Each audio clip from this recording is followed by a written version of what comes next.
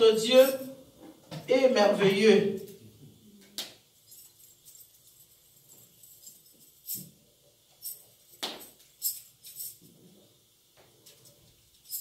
Dimanche passé, quand nous avons fini les cultes, il y a un enfant, une jeune fille qui m'a suivi. Elle a dit, maman, comment tu fais? Est-ce que tu n'es pas essoufflé, tu n'es pas fatigué? J'ai dit, non, je ne suis pas fatigué. Il dit, et ta voix, tu sais encore parler? J'ai dit, oui, je sais encore parler. Elle dit, ah, parce que moi, je ne saurais pas. Tu fais, depuis des heures, tu es là, tu parles, tu chantes, et tu fais tout pendant des heures. Moi, ma voix serait cassée. Alléluia. Amen. Je lui ai dit, c'est la grâce de Dieu. Dieu fait grâce à qui il veut. Mais je lui ai dit, toi aussi, tu es capable de le faire. Il n'y a pas que moi. Toi aussi, un jour, tu pourras le faire. Alléluia. Amen. Mais bien aimé, ce matin, nous allons parler d'un sujet que j'ai intitulé « Dieu ne tente jamais quelqu'un ». Alléluia. Amen. Dieu ne tente jamais quelqu'un. Ça nous arrive beaucoup de dire « Ah, j'ai commis un péché. Ah, Dieu a permis cela. Dieu m'a tenté. Ah, Zambé. Quelque chose m'est arrivé. Ah, Seigneur.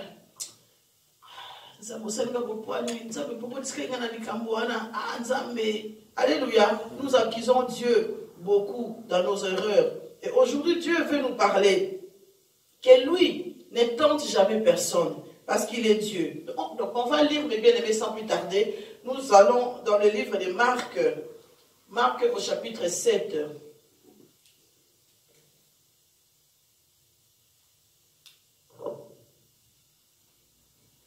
Et nous allons commencer au verset 14. Marc au chapitre 7 et au verset 14.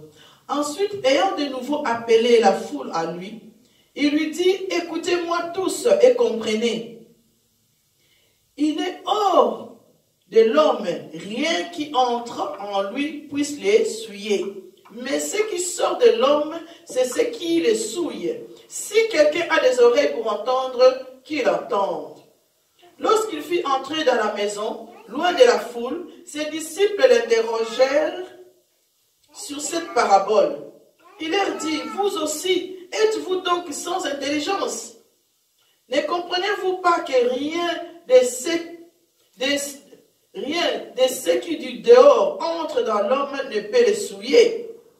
Car cela n'entre pas dans son cœur, mais dans son ventre, puis s'en va dans les lieux secrets, qui purifient tous les aliments. Il dit encore, ce qui sort de l'homme, c'est ce qui souille l'homme.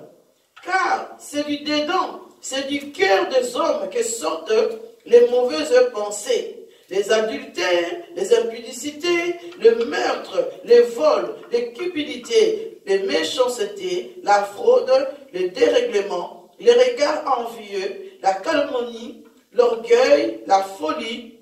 Toutes ces choses mauvaises sortent du dedans et souillent l'homme. Alléluia. Amen. Donc ici, notre Seigneur Jésus-Christ était accompagné de ses disciples. Donc ils étaient sûrement en train d'enseigner dans la foule. Et Jésus, lui, il dit, voilà, que ce qui rentre dans l'homme ne le souille pas. L'homme est créé à l'image de Dieu. Comme l'homme est créé à l'image de Dieu, ça veut dire que Dieu lui-même est amour. Alléluia. Il nous aime d'un amour infini. Tout ce qui est créé de sa ressemblance, il ne peut jamais le souiller. Dieu nous a formés à son image. Nous portons l'image du Christ en nous. Alléluia. Et lui seul, qui est Dieu, il ne peut pas faire quelque chose de mal à son peuple. Tout ce que Dieu fait est bon. C'est la Bible qui le dit, ce n'est pas moi. Tout ce que Dieu fait est bon. Et pendant que Jésus était avec ses disciples, il lance un mot comme ça. Il dit quelque chose comme ça en parabole. Et les disciples, sûrement, ils étaient troublés. Quand ils se sont éloignés un tout petit peu de la foule, ils sont venus. Ah, Jésus, qu'est-ce que là que tu as parlé là? Comment ça? Mais avant que Christ le dise, il a bien dit ici, il dit, écoutez-moi tous et comprenez. Alléluia. Donc Jésus attirait déjà l'attention de son peuple, de ses disciples, pour avoir une compréhension que les mots auxquels je suis en train de vous dire, ayez cette intelligence, parce que là on voit que plus tard il dit, mais vous êtes des hommes sans intelligence. Parce qu'aujourd'hui, mes bien-aimés, l'homme ne veut plus réfléchir. L'homme fait des choses parce que les autres les font. Il veut suivre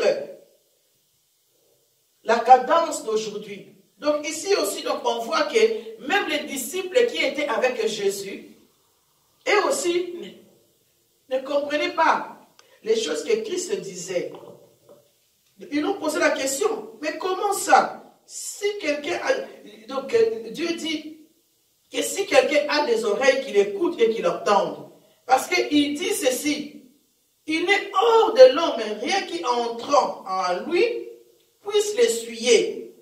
Donc ça veut dire que, mes bien-aimés, lorsque nous sommes peut-être dehors, lorsque nous regardons la télévision, lorsque nous regardons comment la vie, comment est aujourd'hui, lorsque tu es avec des copains, lorsque tu es avec des amis, lorsque tu es avec ta femme ou ton mari, est-ce que cela est-il possible que tu puisses copier ce que tu vois que l'autre fait?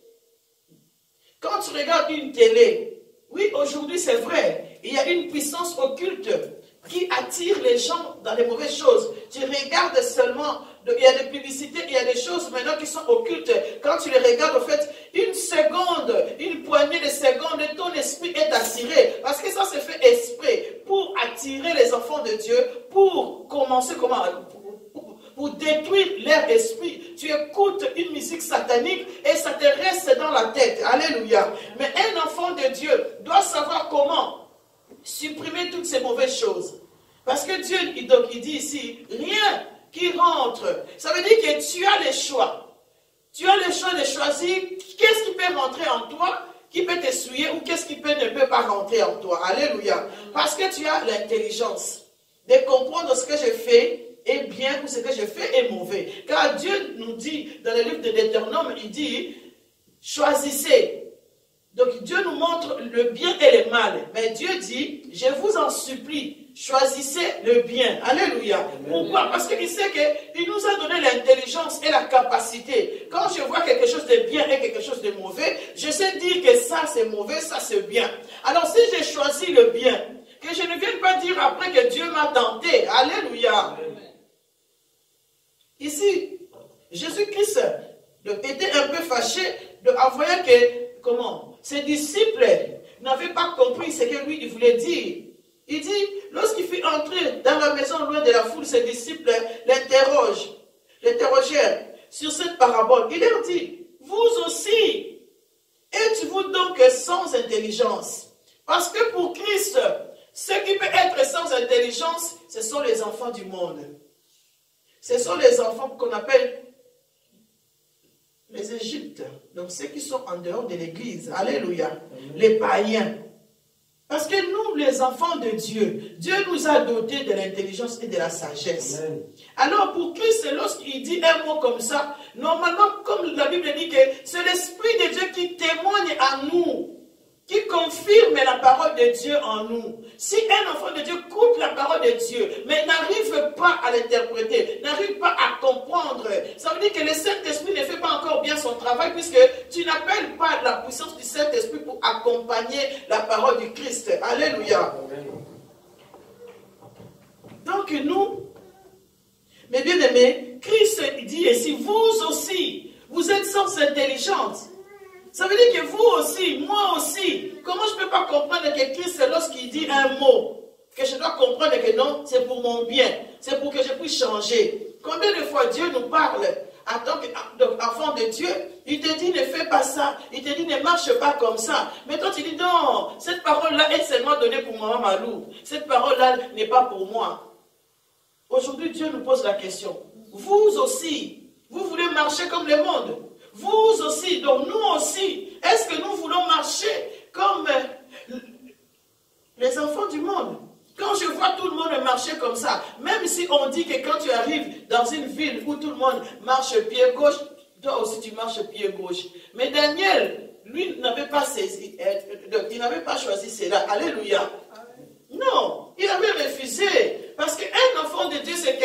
marche avec les principes de Dieu. Donc, si tu arrives dans une ville où tout le monde ne prie pas, toi non plus tu ne vas pas prier parce que dans cette ville-là c'est comme ça. Non. Si tu arrives dans une ville où tout le monde... Parce que Daniel, quand il était devant le roi, on avait choisi plusieurs hommes pour aller travailler dans la maison du roi. Et on leur a donné plein de choses, des boissons alcoolisées, tout ce qui était bon à manger. Mais Daniel a choisi, dit non, moi je reste mis à part. Malgré tout ce qu'on m'a offert, combien de chrétiens, mes bien-aimés, lorsqu'ils se retrouvent chez les païens où on leur donne tout, qu'est-ce qu'ils font? Ils oublient qu'ils sont chrétiens. Alléluia. Amen. Ils oublient seulement leur nature chrétienne. Ils veulent faire comme tout le monde. Ils disent, mais non, si moi je ne fais pas, on va me regarder bizarrement. Ou parfois même quand on va dans des restaurants, en tant que chrétien, chez toi à la maison, avant que tu manges, tu pries. Et quand tu arrives au restaurant, tu as honte de prier. Parce que tu dis, mais non, les gens vont me regarder. La Bible dit, Jésus dit que si tu as honte de lui, lui aussi il aura honte de toi. Imagine-toi maintenant que tu es en train de manger ton hamburger là, bien fait. Hein? Qu'il y avait une bête dedans. Et toi tu prends, tu manges comme ça parce que tu n'as pas prié, tu manges. Et après mal au ventre. Tu dis, ah mais non, je ne comprends pas. Mais la nourriture, elle était bonne, mais comment ça se fait que j'ai mal au ventre? Mais or que si tu avais peut-être prié, la bête qui est dedans, tu neutralises la puissance du ténèbre là-dedans, tu le manges, il ne peut rien te faire. Parce que tu as annulé toutes les mauvaises choses qui étaient dans la nourriture. Amen. Alléluia. Amen. Donc il ne faut pas avoir honte de prier, même quand tu es au quick.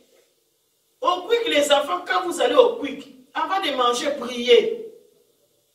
Priez pour tes frites, pour ton hamburger. Il faut prier. Au restaurant, prier. Chez quelqu'un, tu veux manger, prier. Aujourd'hui, mes bien-aimés, les gens sont empoisonnés partout, partout. Il y a des mauvaises choses qui arrivent. Alléluia. Il y a des mauvaises choses qui arrivent partout. Et toi, tu dis, mais non, j'ai honte de prier parce qu'ils vont croire que moi, je suis chrétien. Il faut que les gens sachent aussi que tu es chrétien quand même. Amen. Pourquoi tu veux avoir honte de toi, de ton identité? Un chrétien doit avoir son identité partout où il est, Amen, pour le présenter qu'il est chrétien. Amen. Alléluia. Amen. Même si nous savons que là où nous travaillons et tout ça, dans la société, on n'aime pas trop que nous soyons des chrétiens. Moi, je me souviens une fois, pour une réunion avec des députés ici de Charleroi, là, ils ont dit non, on veut bien que tu chantes, mais toi, dans tes chansons, c'est tout le temps Jésus, Jésus, Jésus. Nous, on ne fait pas ça. Est-ce que tu ne peux pas enlever ces mots-là? Je leur ai dit non. J'ai dit non, je ne peux pas les enlever, parce que ces noms-là, c'est les noms qui me donnent la vie. Je suis chantre de l'Éternel, je ne suis pas un artiste du monde. Alléluia. Je chante pour Dieu. Donc, si vous m'avez invité pour que je chante pour vous, je chanterai le nom de Jésus. Donc, posez-moi une question. J'ai dit, ben oui, mais quand c'est les musulmans, quand c'est les catholiques, pourquoi vous ne disiez pas aux catholiques non plus de retirer? Il dit, mais non, mais vous comprenez. Non, mais donc vous comprenez quoi? J'ai dit, je suis enfant de Dieu. Chez nous, en Afrique, même quelqu'un qui ne prie pas, quand il chante, on entend le nom de Dieu dedans. Oui ou non? Oui. Alors, ils acceptent que Dieu soit cité, mais ils ne veulent pas que Jésus-Christ soit cité. Donc, vous pensez très bien que le nom de Dieu, il y a beaucoup de dieux. Alléluia. Il y a beaucoup de dieux que le monde du ténèbre utilise. Mais Jésus-Christ de Nazareth, il n'y en a qu'un qui a payé à la croix de Golgotha. Et ces noms-là dérangent beaucoup de choses. Et je connais une femme ici à Charleroi, donc elle avait acheté mon CD, et sa femme aimait beaucoup cette chanson, le nom de Jésus, dans mon premier album. Et son mari lui a dit, il dit, mais non, mais arrête. Ces noms-là, tout le temps, le nom de Jésus. C'est Malou, elle chante que Jésus, Jésus, Jésus, Jésus. Alléluia, ça l'énervait à la maison. Et sa femme m'a dit, elle dit, oh maman, j'adore cette chanson. Mais quand je le mets à la maison, maintenant, j'ai choisi 2 heures quand mon mari n'est pas là. J'ai dit, mais comprenez toi-même, hein, que veux-tu que je te dise? Comprends toi-même pourquoi ces noms-là les dérangent. Alléluia. Donc, on ne va pas aller trop loin. Pourquoi le nom de Jésus peut déranger quelqu'un? Comprenez vous-même. Donc, mes bien-aimés, c'est pour dire que Jésus-Christ est notre force. Il est notre... Comment? Racine. Il est la tête de l'Église. C'est lui qui conduit notre vie, c'est lui qui conduit l'Église. Alors, lorsqu'il dit un mot, en tant que chrétien, on doit y réfléchir et mettre cela en pratique. Donc, Christ ici dit, vous aussi, comment vous ne comprenez pas? Est-ce que vous êtes sans intelligence? Et il dit ceci, ne comprenez-vous pas que rien de ce qui du dehors entre dans l'homme ne peut essuyer? Car cela n'entre pas dans son cœur. Alléluia. Le cœur, mes bien-aimés, est très important. La Bible dit, préserve ton cœur plus que tout. Garde ton cœur plus que tout. Parce que c'est là que sortent de mauvaises et de bonnes choses. Amen. Quand ça rentre, mes bien-aimés, ici, Christ est en train d'expliquer les systèmes digestifs. Il dit ici, il dit, car cela n'entre pas dans son cœur, mais dans son ventre. Puis s'en va dans les lieux secrets qui purifient tous les aliments. Alléluia. Et il dit encore, ce qui sort de l'homme, c'est ce qui souille l'homme. Souvent, mais quand tu as bien mangé ton foufou, alléluia, le foufou est bien préparé. Tu le manges, ça rentre. Pendant que tu es en train de le manger, ça te fait du bien. Mais il y a un travail qui va se faire au niveau digestif. Alléluia. Ça va passer dans les canaux, ça va aller dans l'estomac, il va jusque dans le ventre. Ça, comment? L'estomac, tout ça va commencer à le brouiller jusqu'à ce que tout ce qui est bon va se mettre à côté. Tous les aliments de vitamines vont se mettre à côté. Et seulement tout ce qui est mauvais vont faire quoi? Vont sortir à la toilette. Alléluia. Donc ici, Dieu est en train de nous expliquer ce système-là. Et il nous dit aussi que lorsque une parole sort, quelqu'un a insulté quelqu'un, et ça rentre en toi, ça rentre dans le ventre, et cela arrive en toi. Donc il y a un temps où cette parole-là doit commencer à faire un travail en toi. Si toi tu le prends directement, tu le mets dans le côté où ça va être broyé et sortir dans la toilette, ça ne va pas t'essuyer, alléluia. Mais si tu prends cet insulte-là, tu les gardes en toi, tu les rumines, ah les mots là ça se prononce comme ça, un tel a dit ça, tu réfléchis à ça, parce que tu sais bien que c'est mauvais, mais tu réfléchis à ça, jusqu'à ce qu'un jour, si tu les captes comme il faut, quelqu'un va te faire un truc, boum, tu sors les mots. Ça veut dire que ce mot-là t'a souillé, c'est sorti. Mauvais. Alléluia. Amen. Tu es souillé. Ta bouche est souillée. Il y a quelque chose de mauvais qui est entré en toi, qui a pris la place et qui est sorti. Et qui va aller causer des dégâts. Parce que la personne auquel toi tu vas prononcer ces mots, pardon, il sera blessé. Alléluia. Amen. Donc ça veut dire que ce qui sort en toi, mes bien-aimés, cause des dégâts. Ce qui sort en toi, mes bien-aimés, détruit. Peut détruire ton entourage, peut détruire ton mariage, peut détruire tes enfants, peut détruire sa famille. Et on fait bien tout le temps. Je fais quelque chose de mal. Après, je viens implorer Dieu, pardonne-moi. Mais bien aimé, avant de venir demander à Dieu le pardon, un homme doit examiner son comportement. Un homme doit examiner. Si, donc je le répète ici, si à chaque fois, tu répètes la même chose, tu répètes le même comportement, ça veut dire que tu n'as pas compris. Ici, la Bible dit, vous aussi. Vous aussi les chrétiens. Nous les chrétiens, mes bien-aimés, lorsque tu réfléchis en intelligence, la première fois, si on met l'argent dans le panier,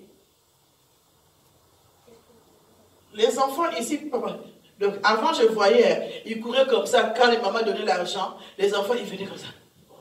Ils viennent ici faire. Et ils s'en vont. Alléluia. Parce que pour eux, ils ne savent pas. Pour eux, c'était un jeu. C'est la première erreur. Alléluia. Mais les parents, qu'est-ce qu'ils font? Ils appellent les enfants. Non, non, non, non, non. Et moi, je dis aussi, je dis non, non, les enfants. On donne les offrandes avec respect. On vient les déposer comme il faut. Si vous avez remarqué aujourd'hui, nos petits-enfants, la même Chadalina, il vient, il fait ça. D'ailleurs, il me fait sourire quand il vient ici. Et puis il jette. Alléluia. Pourquoi? Il commence à comprendre que ce panier, ce n'est pas quelque chose pour jouer. Cela veut dire quoi? Que nous aussi, mais bien aimé, tu commets la première fois donc, une erreur. Une fois, tu commets une faute. Donc on appelle ça une erreur. Parce que l'erreur, on dit, est humaine. Alléluia. Oui, je l'ai fait. C'est une erreur que j'ai faite. l'erreur est humaine. La première fois. La deuxième fois, ça devient une faute. Alléluia. Ça devient une faute. Pourquoi? C'est déjà la deuxième fois. La troisième fois, à partir de la troisième fois, ça devient une habitude. Ça veut dire que tu deviens dépendant de la chose. Parce qu'on doit s'examiner. Mais pourquoi? Pourquoi ce mal m'attire? Pourquoi je dois faire ça plusieurs fois? Et quand je m'examine, et là seulement je prends conscience du mal que je suis en train de faire et je m'agenouille seulement pour demander pardon à Dieu. Le pardon, ça veut dire que quand on dit que le pardon c'est une force qui libère, ça veut dire que je me réponds et je dis à Dieu, je ne veux plus commettre ces péchés. Alléluia. Tu insultes aujourd'hui, tu viens, Seigneur, pardon. Tu insultes demain, tu viens, Seigneur, pardon. Tu insultes, Seigneur, pardon. Mais tu es en train aussi de les fatiguer. Il dit, mais oui, mais celui-là, il m'énerve. Hein. Ou celle-là, hein, c'est la même chose qu'il reproduit. Même nous ici, ton enfant, il vole tous les jours. Il vole, Seigneur, papa, pardonne-moi. Il vole, papa, pardonne. Mais pour finir, tu vas dire, mais, non, mais, c'est quoi ça? Et là, la première fois, tu ne diras pas que c'est un voleur, hein. Tu diras, ah non, mon fils a fait une erreur. 3 fois, 4 fois, 5 fois, tu es un voleur. Alléluia. Et comme Ibomo, on qualifiait déjà d'un voleur. Pourquoi? Parce qu'il a fait plusieurs fois. Et c'est la même chose ici. Dieu est en train de nous parler. Ça veut dire que quand la chose sort, et donc quand ça rentre, tu attends un message. Si ce message est mauvais, mais bien aimé, classe-le quelque part. Classe-le quelque part. Mets-le parce que tu as la capacité de choisir le bien et le mal.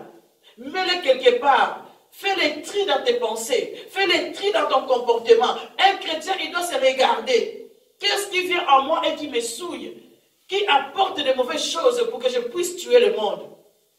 Tu es un chrétien. Tu es un chrétien, mais au-dedans de ton cœur, ils sortent de l'impudicité. Parfois, on se dit, mais non, moi, je ne suis pas impudique. Je ne fais pas cela. Combien de fois, tu vois un homme ou bien une femme dans la rue comme ça? Parce qu'aujourd'hui, hier, j'étais dans une fête de mariage de notre fille Grâce, qui s'est mariée, donc c'est la fille de la sœur Joël. Eh bien, on a vu de toutes les sortes. Des gens s'habillent de toutes les sortes. Alléluia. Amen. On voit des filles, des jeunes filles qui ne sont pas encore mariées, mais qui ne se préservent même pas. Puisqu'on voit déjà tout avant qu'ils soient dans la maison du mariage. Alléluia. Amen. Il y avait, comment on appelait ça chez nous au Congo, là, l'ipasso. Vraiment là, l'ipasso va jusque là. Alléluia. Une robe est longue, mais l'ipasso jusque là où ça fait que quand elle met une part là, tu vois tout. Alléluia. Et les gens sont comme ça. Même des mamans. Alléluia. Même des mamans, ils s'habillent comme ça. En tant que chrétien, mes bien-aimés, ne regarde pas ça. Tu peux voir parce que voilà, il passe devant toi. Mais détourne tes yeux. Ne suis pas cela. Pourquoi? Parce qu'un homme, lorsqu'il regarde ça, il commence à trotter. Quand il regarde sa femme n'a pas de bipende. Alléluia. Et lui, il commence voilà, à imaginer ça. Et ça devient en lui. Et qu'est-ce qu'il va faire? Il peut aller commencer à chercher sur Internet, à regarder les femmes qui ont plein de mipende comme il faut là. Et cela amène l'impudicité. Alléluia. Même si tu ne les as pas touchés comme ça, tu es en train de regarder, tu es en train d'admirer la femme d'autrui. La Bible dit que c'est un péché. Alléluia. Ah oui. Et combien de gens sur Internet font des bêtises? Font des bêtises, leur femme dort ou leur mari dort, mais ils sont en train de converser, ils sont en train de faire de mauvaises choses. C'est de l'impudicité. Oh, moi je n'ai pas encore trompé. Dieu appelle ça impudicité. Alléluia. C'est de l'impudicité. Quand tu regardes une femme d'autrui, ou parfois tu es en voiture, ça c'est les hommes, ils sont en voiture, il y a une fille qui, les hommes ils sont là comme ça. Ils restent là, ils regardent. Tu es un chrétien, tu es en train de pécher, mes bien-aimés. Tu es en train de pécher. Dieu ne fait pas ça. Ou peut-être que la fille que tu regardes là-bas, c'est comment? C'est une nièce. C'est peut-être une de tes enfants parce que tu es déjà vieux ou je ne sais pas quoi, même si tu es jeune. Tu ne peux pas faire ça, c'est de l'impudicité. Dieu, il dit aussi quoi? Des mauvaises pensées. Des mauvaises pensées. Comment on peut imaginer que les chrétiens, ils sont tout le temps en train de penser du mal de l'autre. On voit quelqu'un comme ça, ah non, lui s'il est comme ça, c'est parce qu'il est comme ça. Comment nous pouvons tout le temps penser du mal de quelqu'un? Si quelqu'un n'a pas fait du mal, il ne t'a pas montré, même si nous savons que ça arrive, alléluia. Mais en tant que chrétien, bannissez ces mauvaises pensées, enlevez cela. Qu'aujourd'hui, quand je vais aller à l'église, peut-être que maman va me regarder à travers. Pourquoi tu peux penser ça? Quand tu penses des pensées comme ça, le diable prend ça et il met ça en action. Après, ça devient une réalité, ou peut-être que maman ne t'a pas regardé, mais que mal. Mais le fait seulement que maman a fait peut-être un truc, ou je ne sais pas moi, sans faire esprit. Le diable te confirme et dit, regarde. Et quand tu dis, oui, moi Dieu me parle, hein. J'avais vraiment pensé que maman va me regarder mal. Et maman m'a regardé mal. Le diable a pris tes pensées négatives, les a mis en réalité pour te faire pécher. Alléluia. Amen. Nous, les enfants de Dieu, mes bien-aimés, nous devons être très attentifs à nos comportements. Arrêtez de penser du mal tout le temps contre les autres. Je pense que quand l'autre va venir ici, il va me parler comme ça. Et là, dès que tu commences à penser comme ça, tu imagines déjà ta défense. Tu imagines déjà comment toi, quand lui va venir t'attaquer comme ça, comment toi tu vas répliquer. Alléluia. Mauvaise pensée sur mauvaise pensée amène le péché. Donc on doit mettre ça de côté. Les adultères, tu es marié. Donc c'est la même chose qu'on vient de dire là tout à l'heure. Tu es marié, garde-toi fidèle. Tu es fiancé. Garde ton attitude fidèle. Alléluia. Amen. Les adultères, mes bien-aimés, arrêtez ça, c'est pas bon. Beaucoup des églises aujourd'hui sont mortes à cause des adultères. Tu es quelqu'un qui sert Dieu, qui est marié, mais tes yeux sont sur les femmes des autres, dans l'église.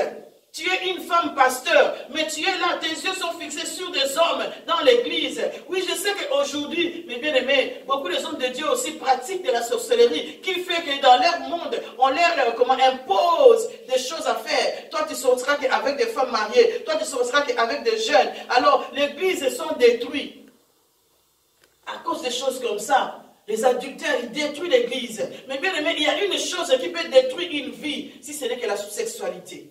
Ça détruit les vies. Alléluia.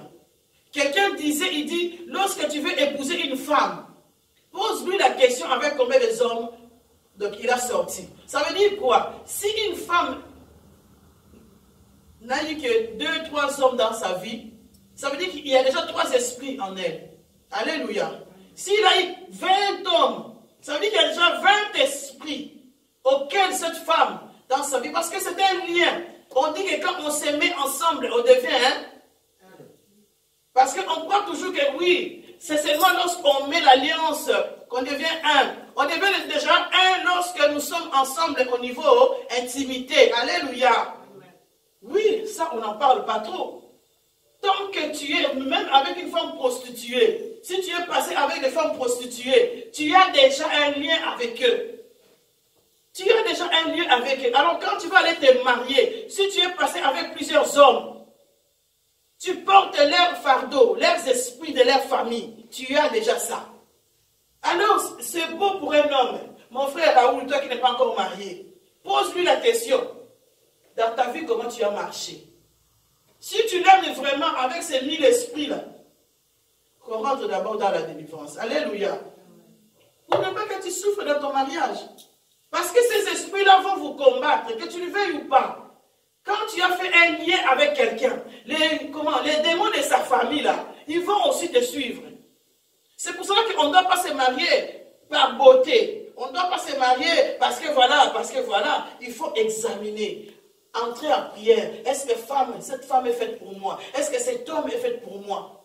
Tu vois des choses qui ne te plaisent pas déjà. Parlez-en avant le mariage. Parce qu'après, quand le mariage est fait, vous êtes scellés. Vous êtes scellés. Les démons de vos familles, famille de l'homme et famille de la femme, ils vont se mettre ensemble. Alléluia. Il y aura une facilité pour qu'ils rentrent dans vos familles. Parce que vous avez déjà un lien qui les permet. Une porte est déjà ouverte là pour que les démons se communiquent. Et voilà pourquoi, mes bien-aimés, n'épousez pas n'importe qui. Je me souviens d'une femme qui était une deuxième femme cette maman, donc elle est maintenant aujourd'hui donc une servante de Dieu. Elle m'a expliqué, elle a dit, maman, aujourd'hui, j'ai laissé tout ça. J'ai fait souffrir ma concubine. Comment on dit? Ma concubine, donc c'est quoi? Ma rivale. Il dit, j'ai fait souffrir ma rivale. Quand le mari touchait l'argent, moi je prenais tout. Et je disais, va là-bas avec tes enfants. Et la femme légitime à la maison pleurait tous les jours. Parce que cette femme-là accaparait les maris pour elle. Elle avait le succès, c'est elle que... Donc si elle dit un mot, les maris tremblent. Alléluia. Mais quand elle a connu Christ, elle a abandonné tout ça. Elle a chassé le mari, elle a dit, retourne auprès de sa femme. Mais là, le mari n'a plus d'argent. Alléluia. Parce que les hommes, c'est comme ça. Quand ils n'ont plus l'argent, c'est là qu'ils viennent. Chérie, chérie, chérie. Quand l'argent est là, on est là. Ah, fous-moi la paix, toi. Hein? Les hommes. Alors, cette femme a dit, aujourd'hui que je suis chrétien, je comprends que ça fait 10 ans maintenant que je suis célibataire. Donc, je lui dis, alors, qu'est-ce que tu comprends? Elle me dit, je comprends que tout le mal que j'ai fait à ma rivale, il faut le temps que Dieu puisse me pardonner avant que je puisse trouver quelqu'un pour moi. J'ai dit, toi, tu as vraiment compris. Hein? Parce que cette femme-là, à la maison, elle pleurait pour son mari. Elle pleurait pour son mariage. Et toi, tu crois vraiment qu'après avoir fait tout cela, Dieu va faire tout pour que tu sois vraiment bien dans ta vie, comme si de rien n'était, quelqu'un va venir te pousser directement mettre à la maison. Tout péché a des conséquences. Tout ce que nous faisons, mes bien-aimés, a des conséquences. Car la Bible dit que nous serons maudits de génération en génération. Si toi, tu rates ta malédiction, tes enfants l'auront. Les petits-enfants, c'est de génération en génération. Voilà pourquoi, parce que souvent, donc on ignore ce que nous faisons et les conséquences qui est plus tard pour notre vie. Il dit encore, le meurtre. Tuer quelqu'un, ce n'est pas seulement prendre un couteau et lui mettre dans le ventre ou bien une arme pour le tuer, oui. Ça c'est... Dieu n'aime pas ça. Mais tu es ami avec quelqu'un. Mais tu vas faire des choses mauvaises pour le blesser. Tu veux avoir son mari. Tu veux faire de mauvaises choses contre ton ami. Tu es en train de le tuer. Parce que ça fait mal au cœur de savoir qu'une amie intime t'a trahi. Alléluia. Ça fait mal. Donc toutes ces mauvaises choses-là, c'est ça qui suit l'homme. C'est ça qui sort du cœur de l'homme. C'est pour cela que Dieu dit que le cœur de l'homme est tortueux. Le cœur de l'homme est méchant. Parce que cela sort de mauvaises choses. La méchanceté, la cupidité, la fraude, les dérèglements, les regards envieux. Ah non, moi je vais être comme l'autre. Moi je vais me comporter comme l'autre. Alléluia. Dieu n'aime pas cela. Parce que lui-même est Jésus-Christ. Mais bien aimé, il a été tenté, non? Quand nous nous disons que oui, Dieu m'a tenté. Ah, sinon je ne vais pas le faire. Hein? Il y a des choses qu'on appelle des bénédictions permissives. Permissives, donc ça veut dire que Dieu permet une chose, ce n'est pas parce que c'est sa volonté. La Bible dit qu'il te soit fait selon ta volonté. Alors il y a des décisions que Dieu prend parce que tu le veux tellement. Par exemple, tu veux une voiture, mais Dieu sait que ce n'est pas le moment pour que tu puisses avoir cette voiture-là. Mais toi, tu pries le Seigneur, tu fais tout, tu économises, tu veux ça, tu veux ça, tu veux ça. Dieu peut permettre que tu puisses avoir cette voiture-là, mais ce n'est pas sa volonté. Et si ce n'est pas sa volonté, tu vas voir que tu auras une belle voiture, tu auras une belle maison, tu auras des problèmes. Alléluia. Tout le temps. La voiture crache. La voiture fait ça. Tu fais un accident. Il y aura ça qui va coincer. Il y aura ça qui va coincer. Dieu a permis que tu puisses avoir cela parce que il t'a dit dans sa parole qu'il te soit fait selon ta volonté. Ta volonté, c'était d'avoir ce que tu voulais. Alléluia. Alors Dieu te le donne et après ça te cause des problèmes. Mais si c'est quelque chose dans les temps de Dieu, Dieu va faire tout pour garder, pour protéger ce qu'il est en train de te donner. Parce qu'il est Dieu. Donc Donc on va lire, mes bien-aimés, Jacques au chapitre 1. Jacques au chapitre 1. Et nous allons lire au verset 13. Qu'est-ce que Dieu nous dit ici? Il dit que personne, lorsqu'il est tenté, ne dise c'est Dieu qui me tente. Car Dieu ne peut être tenté par le mal et il ne tente lui-même personne. Alléluia. Amen. Mais chacun est tenté quand il est attiré et amorcé par sa propre convoitise. On est tenté parce qu'on aime la chose là. On est tenté parce que j'ai regardé un truc là, je l'aime, j'ai commencé à aller chercher. Ce n'est pas Dieu qui t'a poussé pour aller le chercher, c'est toi. L'homme a sa part dans sa vie. Alors on ne peut pas dire que Dieu m'a tenté. Est-ce que nous allons dire que yo moko mutu oyoka ke lisolo na yo lisolo ne sepeli si ozui téléphone obengi mutu mususu obandi kotonga. Est-ce que Dieu a poussé à cela? Non, parce que toi tu aimes bien les matongi. Voilà. C'est aussi simple que ça. Donc désormais que personne ne dise encore que oh, Dieu m'a tenté. Parce que Jésus-Christ, il était rempli du Saint-Esprit. Ça, c'est, je pense, dans le livre de Luc. Jésus-Christ, il était rempli du Saint-Esprit. Mais le diable est venu tenter Jésus. Mais il ne s'est pas laissé faire. Donc il lui a dit, regardez le monde. Il lui a dit, sautez là-bas. Mais Christ lui a remis la parole. Il a dit, il est écrit, tu ne tenteras pas. Alléluia. Jésus-Christ a remis l'ennemi en place. Alors nous aussi, nous avons la capacité. Quelque chose te tente, mais tu arrives là, tu dis non. J'aimais bien comment le pasteur Denis Lessi, un jour, il expliquait un truc comme ça. Il dit, lorsque les hommes de Dieu pêchent par rapport à l'adultère, faire un adultère, c'est une préparation. Alléluia. C'est une préparation parce que les temps d'abord ont dragué moi aussi. Donc il faut s'attendre à draguer, à Nimayo, au Kende Hotel, au Salaboy, au Songisaboy. Alléluia. Donc c'est quelque chose qui est bien planifié. Donc, là, on ne peut pas dire que c'est Dieu qui t'a tenté. C'est toi qui as fait les démarches d'y aller. C'est toi qui as été cherché. Alléluia. Amen. Parce que la Bible dit, c'est lui qui cherche. Qu'est-ce qu'il fait? Il trouve. Si toi tu as cherché, tu vas trouver.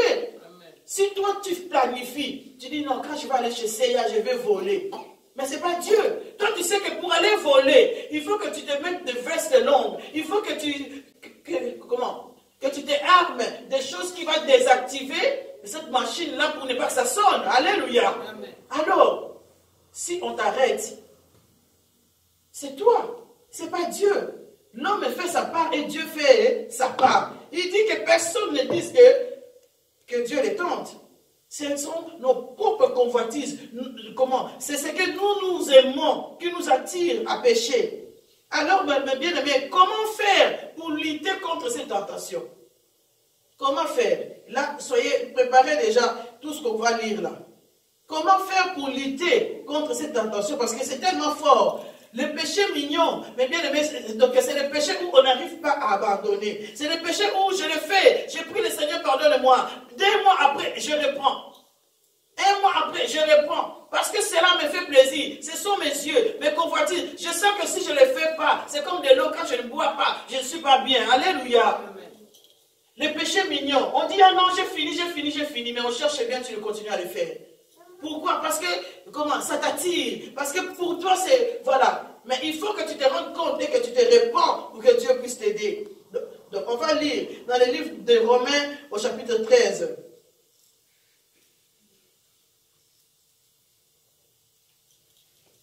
Si quelqu'un a trouvé déjà, il peut lire. S'il vous plaît. Romains chapitre 13 au verset 14. Qu'est-ce que Dieu dit? Mais revêtez-vous du Seigneur Jésus-Christ et n'ayez pas soin de la chair pour satisfaire vos convoitises. Alléluia. Pour lutter, mais bien aimé, à la tentation. Revêtons-nous de Christ. Revêtons-nous de ses habits. Revêtons-nous de sa pureté. Cherchons Jésus. Parce que lui, il ne péchait pas. Même lorsque Jésus-Christ était fâché, il ne péchait pas. Revêtez Christ en nous. Cherchez Christ comme il se doit. Alléluia. Et là, nous allons lutter contre la tentation. Matthieu 26 au verset 41.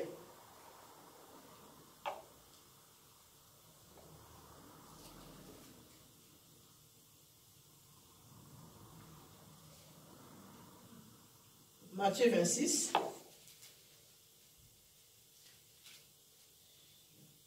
Je lis la parole de Dieu au nom de Jésus. Amen. Et il vint vers les disciples qu'il trouva endormis, et il dit à Pierre, vous n'avez donc... Matthieu 26, verset 26. 41. Veillez et priez, afin que vous ne tombiez pas dans la tentation. L'esprit est bien disposé, mais la chair est faible. Amen. Veillez. Veillez afin que vous ne tombiez pas. Nous ne tombions pas dans la tentation.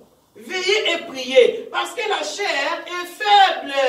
Mais bien aimé, l'âme que nous avons nous attire dans les mauvaises choses. L'âme que nous avons nous attire dans les convoitises. Voilà pourquoi Dieu dit veillez et priez. Pour ne pas que nous puissions tomber à la tentation. La chair est faible. La chair veut tout ce qui brille. La chair veut avoir tout ce qui brille. C'est l'homme qui contrôle les désirs. C'est l'homme qui contrôle la chair. Alléluia. Nous tombons à cause de la chair. Voilà pourquoi il dit aujourd'hui, veillez et priez les enfants de Dieu. Des pensées négatives qui te passent dans la tête. Prie le Seigneur. Prie le Seigneur pour ne pas que tu tombes à la tentation. Tu vois que tu veux faire quelque chose de mal. Comment cette envie là, les péchés mignons qui t'attirent là, commence à pousser. Prie le Seigneur, je refuse Seigneur Jésus. Je veux être rempli du Saint-Esprit. Je veux être rempli de toi Seigneur. Je ne veux pas aller faire cela. Lisons encore mes bien-aimés, Éphésiens au chapitre 6. Donc Éphésiens 6, 13.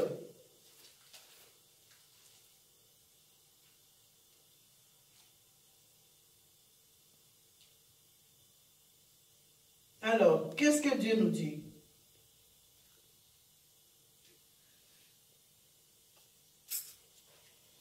Je lis la parole de Dieu au nom de Jésus. Amen. Verset 6. Non pas seulement sous leurs yeux, comme pour plaire aux hommes, mais comme des serviteurs de Christ, qui font de bon cœur la volonté de Dieu. Ah, donc on va lire au 13. Hein? Au 13. Lorsque Dieu fit la... Non, donc on est dans Éphésiens là. Alors, moi je suis déjà... Éphésiens 6. Pardon? 13. Oui. C'est pourquoi prenez Toutes les armes. toutes les armes de Dieu afin de pouvoir résister dans le mauvais jour. Voilà. Et une ferme afin d'avoir tout surmonté.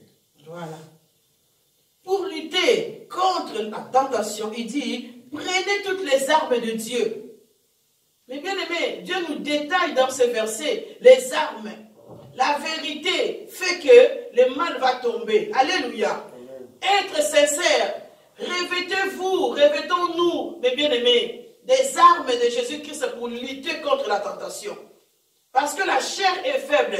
L'homme tombe souvent à cause de la chair. Alors, Dieu nous appelle ce matin à veiller, à être revêtu du Christ, de son esprit, à être revêtu des armes de Dieu.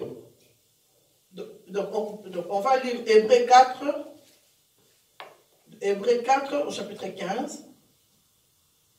Car nous n'avons pas un souverain sacrificateur qui ne puisse compatir à nos faiblesses.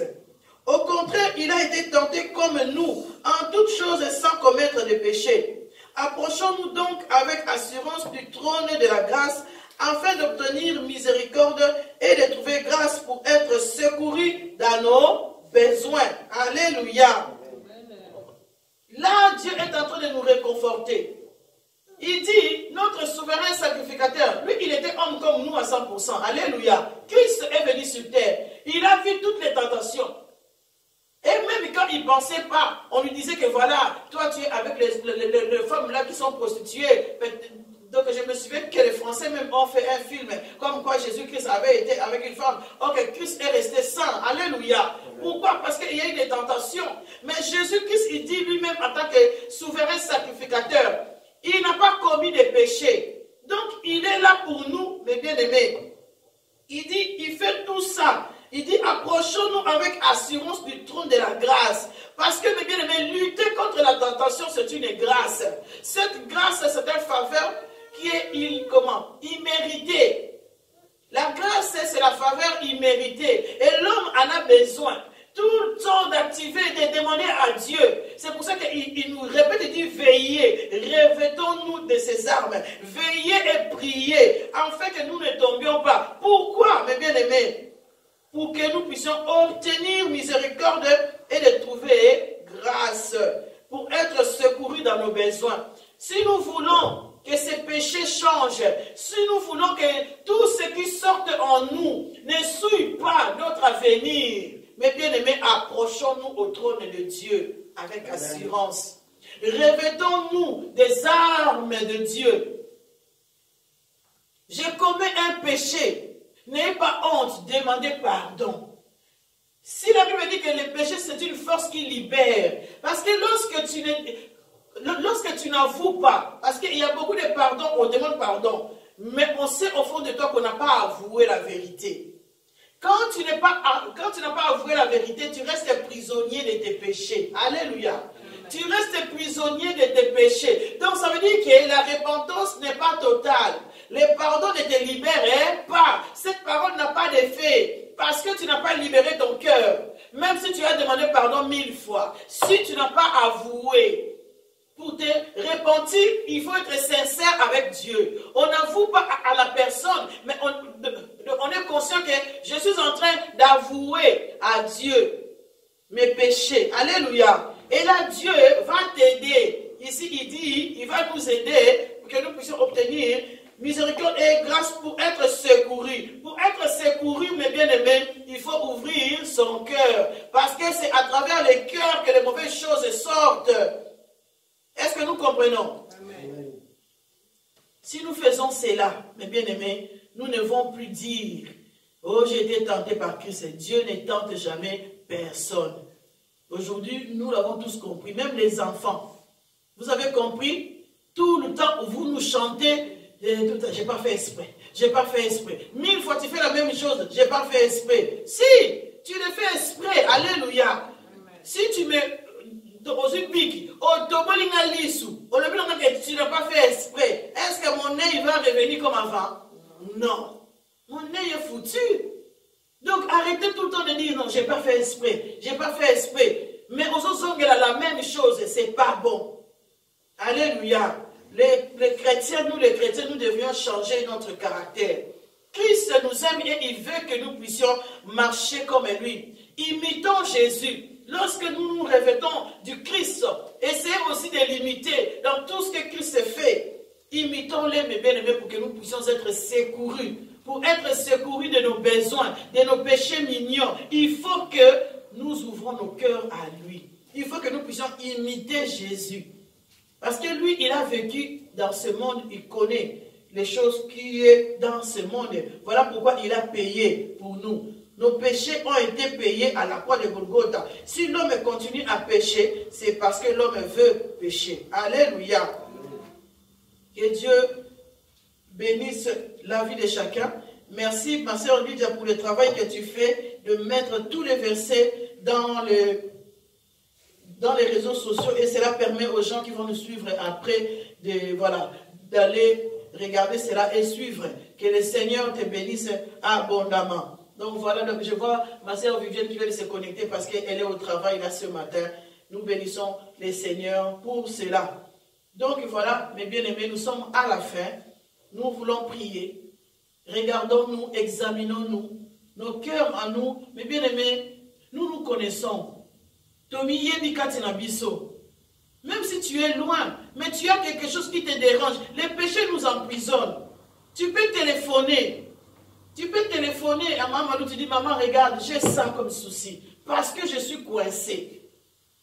On va prier. Si tu avoues les péchés, Dieu nous pardonne et il nous libère. Alléluia. On ne peut pas rester. Même si tu sais que non, Malou c'est ma femme, oh, Malou c'est ma soeur, ou Malou c'est ma fille, parce que j'ai péché si je lui dis ça. Non, moi je suis peut-être ta fille, mais je suis une servante de Dieu. Alléluia. Je suis peut-être la femme de papa bienvenue, mais je suis une servante de Dieu. Quand je suis à ma peau de servante de Dieu, je mets une barrière entre les maris et la femme. Alléluia. Là, donc je prends, mon casquette de servante de Dieu. Donc ce qui va me confier, ça ne sera pas quelque chose qui va aller dans mon couple. Alléluia. C'est sa vie. Car la Bible dit le salut est individuel. Donc on ne doit pas confondre les choses de Dieu, parce qu'au ciel, il n'y a pas de mari et de femme. Il n'y a pas de mariage dans le ciel. Donc on doit faire cette différence-là. Donc même si vous êtes de ma famille, que cette parole vous a touché, tu veux avouer, n'ayez pas crainte de dire que non, comme c'est ma femme, il va, non. Si je fais ça, comme je le dis là aujourd'hui, si je fais ça, c'est que je n'ai pas compris. Alléluia. Parce que cette parole est pour moi, pareillement. Cette parole est pour moi. Donc si vous êtes ici dans l'église, vous avez quelque chose auquel tu sais que tu continues à le faire. Malgré de temps en temps, quand tu le fais, tu dis, mais pourquoi j'ai encore fait ça? Mais j'avais dit que je ne vais plus le faire. Parce que c'est quelque chose qui t'a emprisonné. Pour sortir de la prison, mes bien-aimés, il faut qu'il y ait un avocat qui va venir, plaider ta cause. Alléluia. Plaider ta cause et aller au tribunal pour que le juge puisse trancher et que tu sors libre de tes péchés ou que tu sors libre de ta situation. Donc ne reste pas avec des soucis. Libère-toi pour que Dieu puisse t'aider aussi à obtenir ce que tu veux. Beaucoup de choses comme ça nous empêchent d'avoir notre bénédiction. Prions mes bien-aimés dans le Seigneur. Dieu, tu es bon. Merci Seigneur pour ta parole, ô éternel Dieu. Lorsque tu dis un seul mot, la Bible dit que les choses s'accomplissent. Nous sommes là ce matin, Père, nous t'avons écouté. Tu connais mon cœur et le cœur de ton peuple. Tu connais, Seigneur, ce qui est en nous, Seigneur mon Dieu, qui nous dérange, qui nous pousse à pécher, qui nous pousse parfois à dire que, Seigneur, tu nous as tentés. Papa, pardonne-nous. À chaque fois que nous avons prononcé ces mots que toi, tu nous as tentés. Aujourd'hui, Seigneur, ta parole nous a bien montré que tu ne tentes jamais personne. Seigneur, ayez pitié de nous. Pardonne-nous, Seigneur. Ceux qui nous suivent, ceux qui vont nous suivre après, et ceux qui sont présents ici avec nous, Papa, ayez pitié de nous. Nous avons compris que tu ne tentes jamais personne. Pardonne-nous au nom de Jésus-Christ. Tu es le Dieu des miracles, ô éternel Dieu.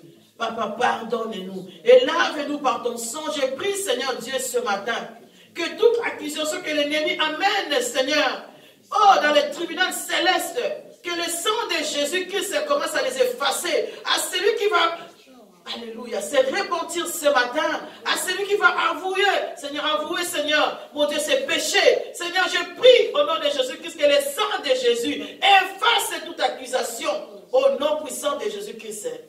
Que ton sang, Seigneur, vienne nous laver, qui purifie nos cœurs, qui restaure le cœur abîmé à cause de péché. Que ton sang lave nos yeux, qui nous amène dans l'impudicité. Seigneur, que nos pensées soient lavées par ton sang, Jésus. Lave nos cœurs, lave nos yeux, nos oreilles. Papa, tout ce qui est en nous, notre cœur, qui soit purifié par ton sang. Dans le nom de Jésus-Christ. Aide-nous, Seigneur, à t'imiter, à être comme toi, à être revêtu, Seigneur, de ta puissance, du Jésus-Christ en nous. L'espérance de la gloire. Aide-nous, Seigneur Jésus-Christ, à marcher comme toi tu le veux. Oh Dieu, nous te prions. Aide-nous, Papa. Nous avons besoin de toi, Saint-Esprit. Aide-nous à être revêtus de tes armes, Seigneur. À être vraiment remplis de ton amour, le fruit de l'esprit auquel tu nous parles dans le livre des Galates, Seigneur. Nous avons besoin de toi, de porter ces fruits en nous, Seigneur, pour accéder à notre gloire, notre Dieu. Aide l'Église, Seigneur.